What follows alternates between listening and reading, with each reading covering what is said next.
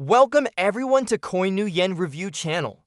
Before we dive into today's episode, don't forget to subscribe, like, and share so more people can discover us. Enjoy the show. I held the sparkling diamond ring proposing with all my heart. Bianca pushed the ring away saying her career came first. Late at night he returned home with a hickey on his neck. I discovered a photo of him kissing his boss. When he came home with his boss, wearing the Cartier ring she gave him sneering coldly, I realized his promises of next time were always lies. My 12 years of deep love were nothing but chips he weighed for profit. I had proposed to him 3 times. Back when I was 18, I gazed at his snow-white skin, feeling the heat of his burning touch. My heart pounded fiercely. Immaturely, I proposed to him, promising him a lifetime together right after we graduated. When his grandmother passed away unexpectedly, I proposed again, wanting to give him a home. 7 years into our careers, I bought a spacious apartment outright, put it in his name, and proposed once more. He rejected me every time, telling me he wasn't ready. I could completely understand, but love bred worrying, love bred fear. I became anxious and insecure, feeling not a shred of safety, especially after seeing that photo. This morning I woke early to set up the proposal venue, using our parents' pressure to marry and have kids as an excuse. Bringing up the idea of our families uniting, Bianca still refused, knocking away the diamond ring I'd spent a fortune to design, engraved with her favorite rose patterns. "Sir, this ring symbolizes love that never fades. You've put so much thought into it. Your wife will surely love it." The receptionist's words still echoed in my ears. But did he and I even have a future? That year, he showed up at my dorm in pajamas on a weekend. It was he who demanded I take responsibility. He who told me I must marry her one day. "Haven't you slept yet?" At 1:30 in the morning, Bianca finally hurried back home. Seeing I was still awake, waiting in the living room, a flicker of guilt passed through his eyes. He pulled me back to the bedroom. After a passionate night, Bianca fell asleep exhausted, sleeping beside me, so close I could touch him without lifting a hand. Yet I felt so far from his heart. Bianca and I had been neighbors and classmates since childhood. I was the carefree senior. He always dominated the top 3 in our class. I never expected him to confess to me. Later he admitted it was because I was his son. During his darkest times seeing me, no matter what happened, I was always so happy each day. Something he never had, something he always envied. From 18 to 30, we walked hand in hand. I watched him shed his former self, becoming a charming, mature individual. As we grew up, both he and I changed so much. But all these years, I did my best to treat him well, being gentle and considerate, responding to everything he needed. But when I picked up the phone by the bed, I unlocked it and opened the gallery. A photo jumped out at me. Bianca in a backless dress, a striking red gown, radiant and captivating, holding a wine glass, toasting with his male boss. A banner in the background, celebrating the studio's $1 million monthly revenue. Their actions seemed unusually intimate. The next moment, Bianca and his superior, Jasper, embraced each other. A photo of their lips locked in a passionate kiss flashed up. Jasper's arm around his waist, his right hand resting on Bianca's smooth pale back. I clicked into the message thread. Then a short video appeared. The camera shook before focusing on Bianca's flushed face. Their gazes locked as if tethered by an invisible thread. Amid cheers, they kissed passionately, oblivious to the crowd. This wasn't the first time. Last time he was also entangled with that man. How could this be, as Bianca claimed? A momentary lapse in emotion. I instinctively pressed for answers. From my cousin who sent the message. "Where did you see this?" The screen showed typing for a long time. After nearly half an hour, my cousin replied, "Bro, haven't you slept yet?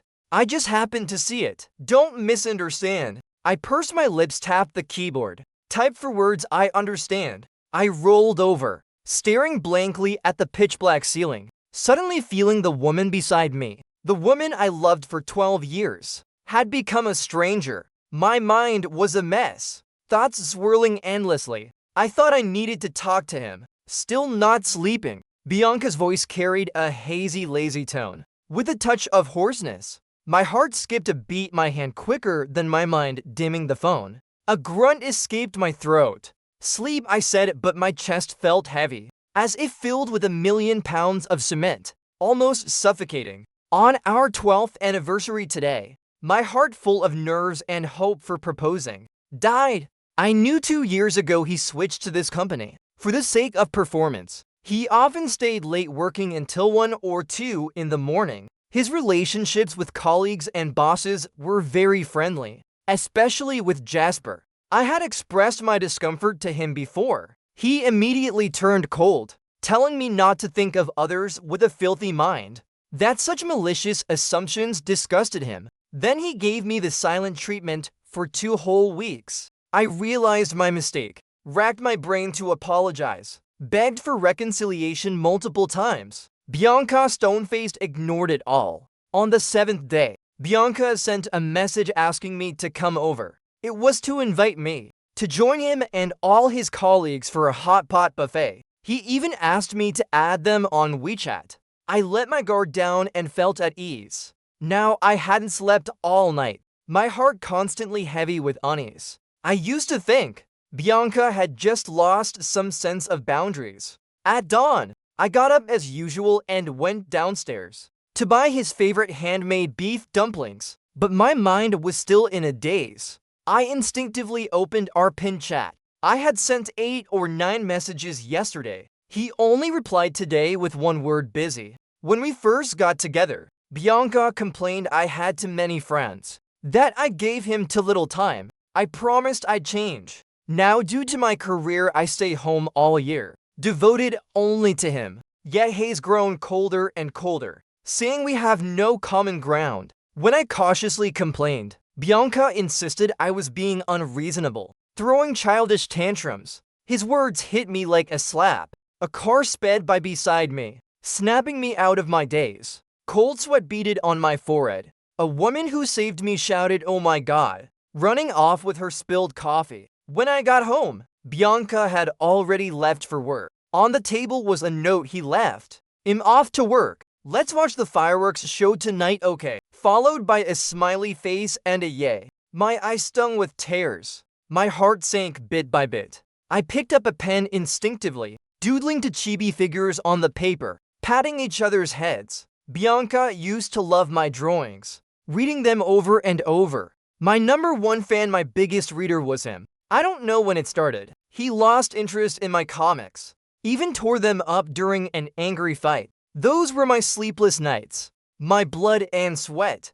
I remember Bianca once flipping through my sketchbook, leaning in my arms saying, "You'll have tons of fans, make lots of money, become the most famous artist." But in recent years, have grown more and more dejected. At best, people sigh he peaked at debut, a fleeting meteor. All day I was in a fog, completely unmotivated. Before I could decide how to confront him, Bianca came home from work, wearing a Cartier ring on his left ring finger. I didn't even know what expression was on my face. I grabbed his wrist, demanding, "Where did this come from? When did this happen?" That ring, I had seen it before in his boss car. Last week, Jasper, driving home from work, spotted me coming out of the supermarket, rolled down his window and offered me a ride. Since the last team dinner, I'd become familiar with Bianca's colleagues. After getting in the car, I noticed a luxury bag by the passenger seat. I didn't say much. Jasper eagerly brought it up, saying it was for his beloved on their anniversary. At a red light, he grinned and opened the jewelry box, showing it to me, asking how his taste in rings was. I nodded, saying it was nice. "Your girlfriend will love it." Jasper chuckled, "As long as it's nice." The rest of the ride was silent. Bianca, hearing my question, stayed expressionless, pausing for a moment, letting me despair like a trapped beast, waiting for him to speak. He looked up, his gaze ice cold. His hand forcefully shook off my grip. "Can't you stop making a big deal out of nothing? Always harping on trivial things.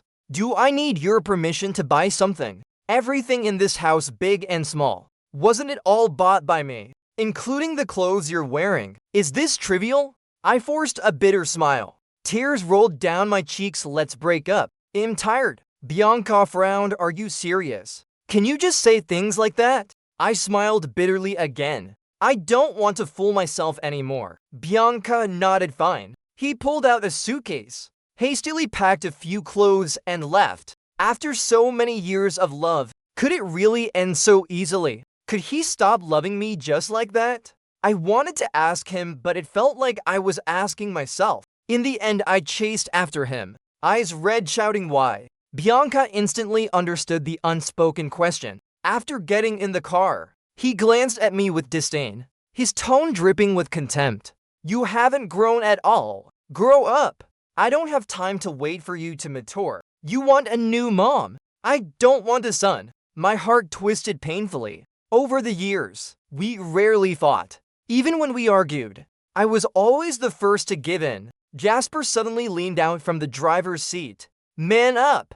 If a woman doesn't like you, don't cling to her. How pathetic. The anger I hadn't vented surged to my chest. I stormed forward, grabbed Jasper's collar, pulled him out of the car, and punched him hard in the face. You bastard, didn't you know he was my girlfriend? Jasper's eyes gleamed with provocation, smirking like a victor. Not anymore. My face darkened, raising my fist again, but Bianca stepped in front of Jasper, slapped me. What the hell are you doing? Can't you be mature and rational? Act like you're 30. I froze in place, watching Bianca turn around, full of worrying and anxiety. Jasper, are you okay? He was protecting him. I turned and walked away. My retreating figure looked like a defeated escape.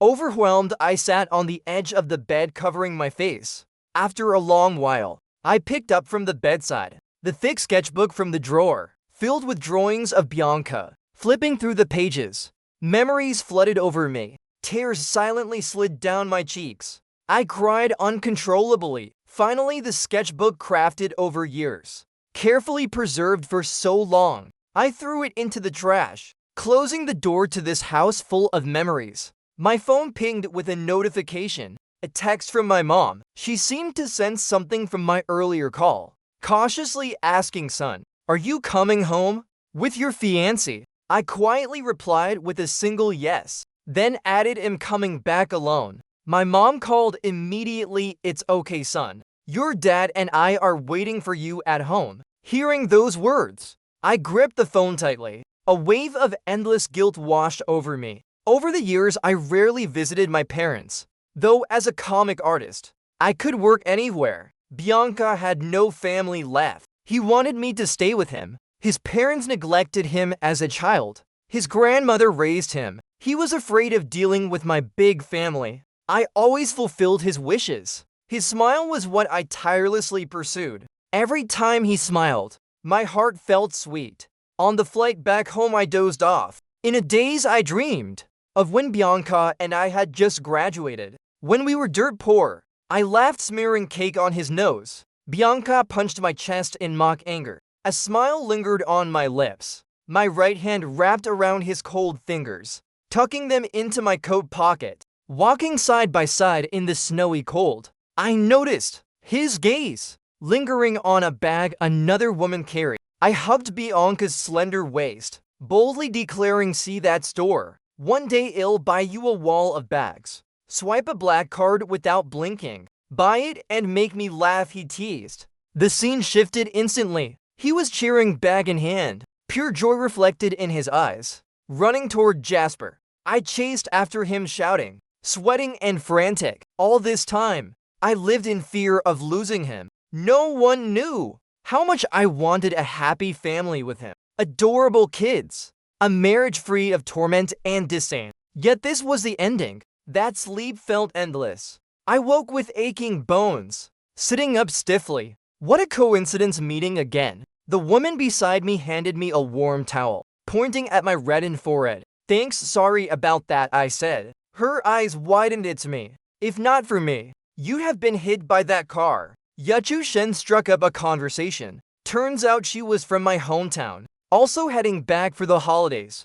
After landing, I acted as if everything was fine, trying hard to shake off the words echoing in my mind. The last thing Bianca said to me, seeing my aging parents, their white hair, and the wrinkles from their smiles, my heart ached deeply. Unknowingly, I'd let my parents down so much. After that, I stayed by their side, waking each day to meet deadlines. I might not become a famous artist, but I could make a living. Worried about my mental health, my mom busied herself setting up blind dates. I turned them all down. But then, she brought a woman home one weekend. It was someone I knew, Yuku Shen. To appease my mom, I agreed on the surface. But I was honest with Yechu. I had no heart for love anymore. Knowing I had no friends here and was bored, we chatted a few times and found we clicked unexpectedly, shared hobbies and interests. At Yechu's encouragement, I started live streaming my art, trying out social media. My first comic went viral online, but then my work slid downhill. Surprisingly, I quickly gained traction on social media. The platform invited me to a gallery exhibition. Unexpectedly, I saw the two people I least wanted to see. Bianca came with Jasper, seemingly to expand their company's business. He wore a chic suit, his face refined, drawing eyes like a spotlight. When he saw me in the corner of the hall, his eyes lit up slightly. In the past 3 months, Bianca contacted me only once. Where are you? Are you really breaking up with me? Your house is gathering dust. He thought I was just throwing a tantrum, assumed I'd never let go, like countless times before, that he could turn back and find me waiting in place.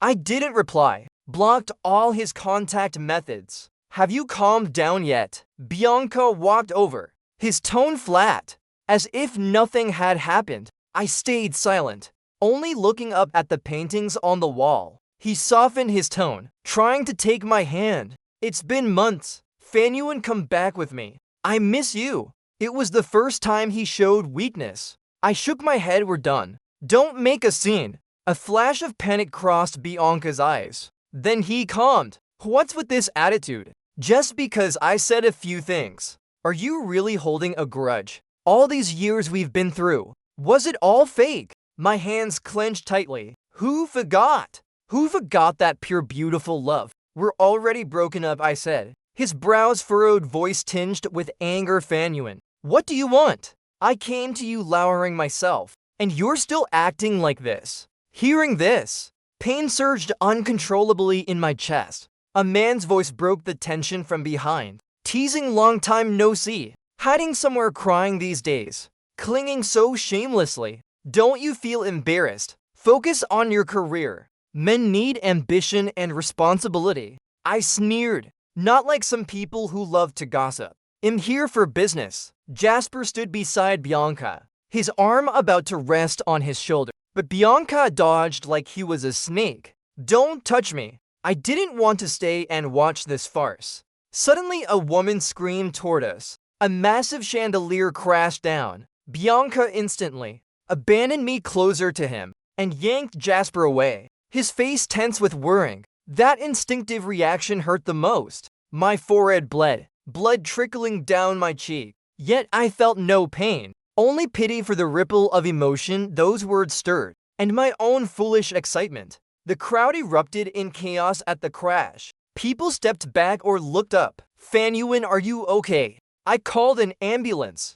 A woman in a black mask pushed through the crowd. She crouched down, her eyes filled with deep fear. Yechu Shen! I called out, dazed, surprised that I recognized her from her eyes. Bianca seemed to snap back, letting go of Jasper's arm, pushing Yechu aside, running to me. Fanyuan, your head's bleeding. I turned away, not wanting to see this woman. The platform was chaotic. Yechu fell after being pushed. Taking a moment to stand, my heart tightened, ignoring Bianca. I looked at Yechu anxiously. Yechu, are you okay? Yechu shook her head lightly, her eyes quietly curving into a smile. Bianca stood frozen, his face darkened. What's that supposed to mean? When the ambulance arrived, I firmly refused Bianca's offer to come along, telling him to stay away. Bianca wouldn't agree until the medics said time was tight. One person was enough. He left the ambulance angrily. At the hospital, Yechu stayed with me, bustling about. My forehead needed 6 stitches, and I might have a mild concussion. The doctor told me to stay for observation. Stop thinking about him. Rest well. Yachu set down a thermos, her tone full of frustration. She probably understood what happened between me and Bianca. Seeing me lost in thought, she assumed I was still thinking of him. I grabbed her hand, explaining earnestly, "I'm just plotting a story. The exhibition inspired me. I need to capture it." As for Bianca, if let go. This morning Bianca came to the hospital, bringing flowers and a painting. The flowers were from my study, a meter-long oil painting, a gift I never gave after the failed proposal. The figure in the painting smiled, with eyes that tugged at my heart. I used to ask him repeatedly why he fell for me. He vaguely said it was when he wanted to jump off a building. I went to the rooftop,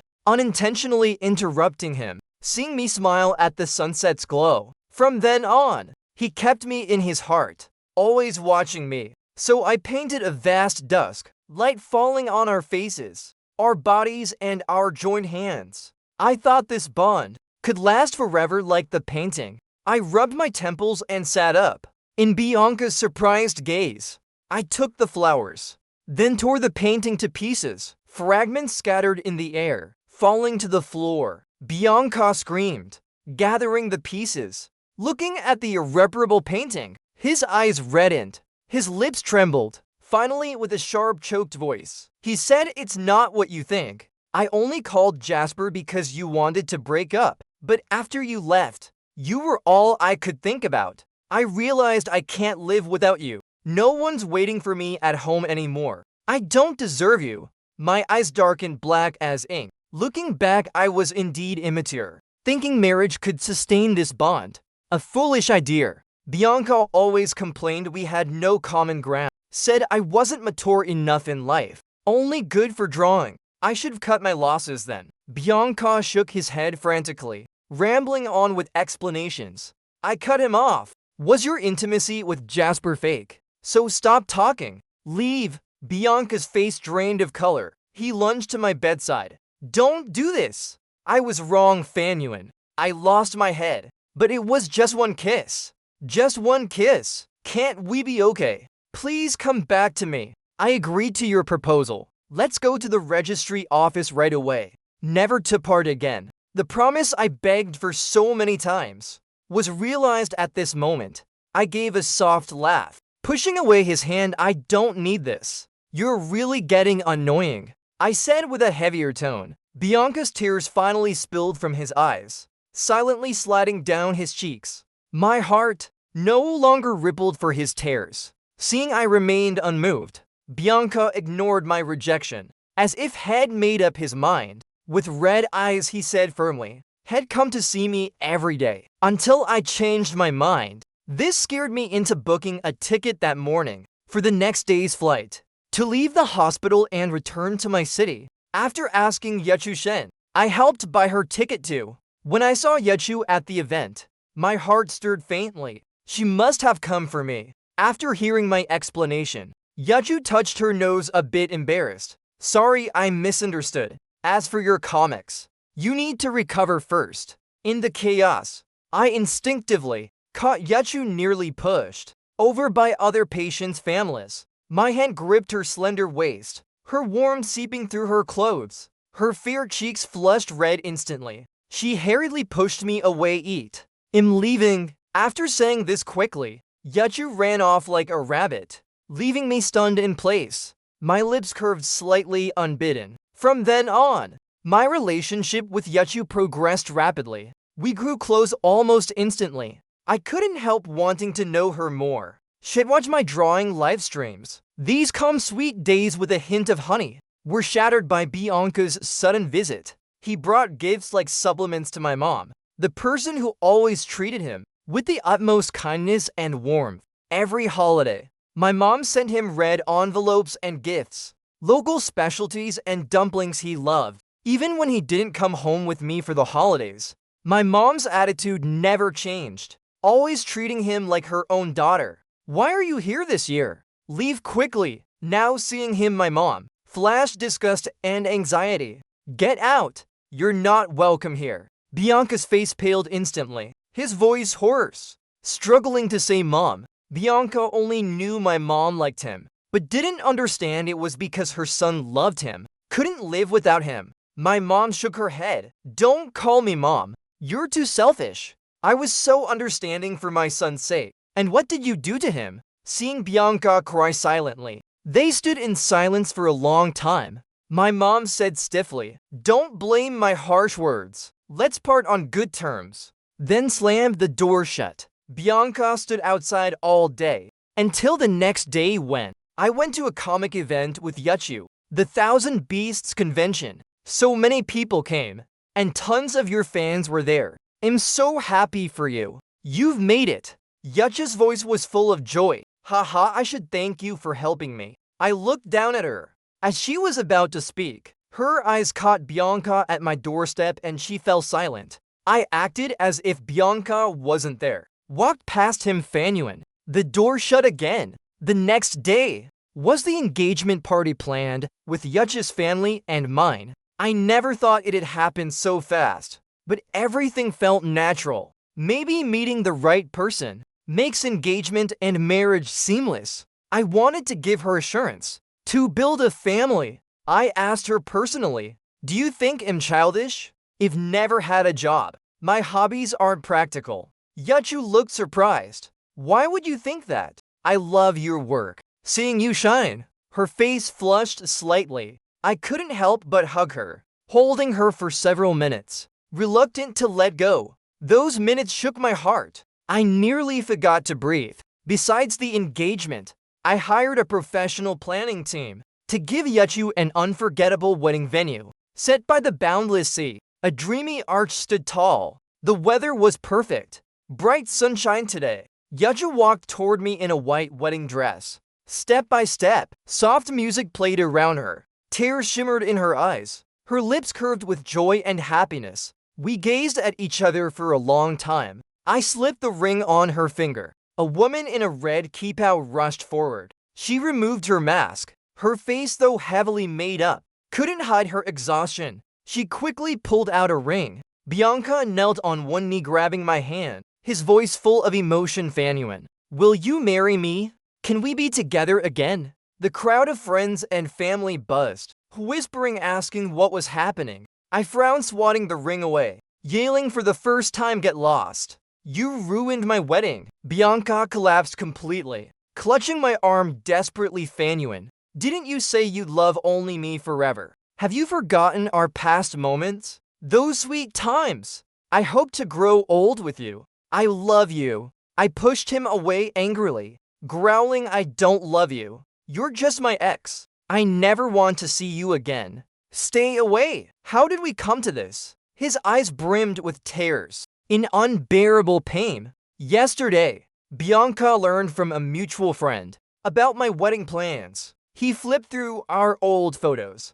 Until dawn, unwilling to accept it, he came, but left alone dejected. His retreating figure stretched long. As I ran to apologize to Yachu, I don't know why he came. Are you okay? I'm sorry. On such an important day. She bit her lip. It's fine. But our wedding, I'm sorry. I let you down. I held her pink-tipped fingers, kissing them. My buddies started cheering. The next moment, applause thundered. Cheers rose with the waves. Blue skies and clouds witnessed our moment. I never saw Bianca again until Jasper found me, saying Bianca had gone missing. But a few days before disappearing, he left a contract for me. I opened it puzzled. It was a signed property transfer agreement. He wanted to return the house to me. I sighed, regretting the harsh words I'd blurted out, feeling a pang of reflection. I thought we'd be entangled until old age. But later, we became like parallel lines, never crossing. Taking the papers home to our new marital home, filled with traces of life with another woman, brimming with warmth and sweetness. Plush slippers we picked together, sofa cushions, couple mugs I believed. One day sitting at my gaming setup, I opened the computer, chatting effortlessly with my live stream audience. Gifts flooded the screen like snowflakes. My tomorrow without Bianca. I first refused to marry Fanuan, out of an indescribable fear and panic. Having closely witnessed my parents' failed, terrifying marriage, I instinctively avoided marriage. And because of my stubbornness and fear, I never told my boyfriend why I wouldn't agree. My parents' marriage was in name only. They fought every time they met. Life was a mess. Yet they never divorced, just lived apart. They ignored me, left me to my grandmother to raise and teach, and were stingy with care and money.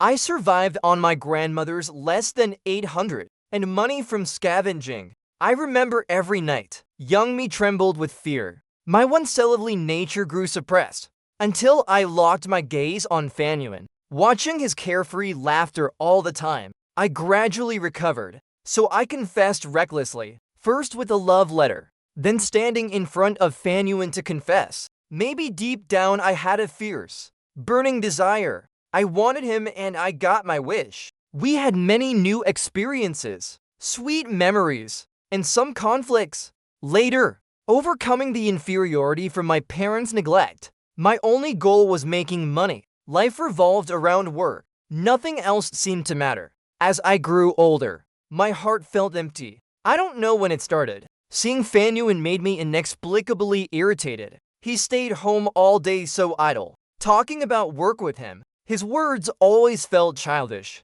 I handled all the big and small things at home. He couldn't compare to Jasper, who climbed to senior manager through hard work. But I never meant to have anything with him. I thought it was just admiration and enjoying working together. When Fanuan confronted me about a big issue, wanting to break up, my first reaction was anger. It was just a kiss. That day, Fanuan sent me hundreds of messages about every little thing. Since we started dating, I learned childishness and clinginess weren't gendered. I admit I was swayed. Let myself kiss Jasper, but it was the only time. I regretted it later. People are foolish, only realizing what they've lost after it's gone. Fanuan wasn't bad. He was always the one I loved, but I couldn't swallow my pride, stubbornly refusing to yield. At the exhibition, Fanuan had changed, full of energy, radiating presence. No longer the slumped, defeated man. I tried everything to win him back, humbled myself, without my former confidence. Even proposed publicly, but Fanuan rejected me repeatedly, mercilessly. Later, I could only watch from dark corners. His happiness with another woman. My heart felt torn apart. I packed my bags and left quietly, wallowing in despair for 6 years, drifting through cities, without thoughts of love. One day, I suddenly wanted to marry, but found no one suitable. Finding true love among billions is a slim chance. I grew old alone, clinging to memories of him,